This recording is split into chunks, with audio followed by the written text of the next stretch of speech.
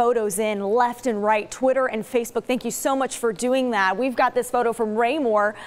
Inside their house, they said pumps just not fast enough to take out any of that rainwater. So unfortunately, we're noticing flash flood warnings that have been expanded for areas south of I-70. This goes through 8:30 this morning. So you'll notice that heaviest rain continues to trek south into Paola, approaching Lacine at the moment. Pleasanton, you're dry now, but looking at heavy rain moving into your area here in the next 30 minutes. Adrian, heavy downpours now into Butler right along I-49. It is moving out of Harrisonville at the moment, but includes White Oak and in Clinton. Now getting downtown Kansas City, looking at major improvements, but that still doesn't mean we're not dealing with flash flooding. So still looking at some of that moderate rain now from Shawnee approaching Leawood and Lenexa, now into Raytown and south of Independence. Now it's south of the Missouri River. So that means that come 8 and 9 a.m., a lot of us will see an end to this heavy rain. Until then, we want you to be extra careful out there on the roadways.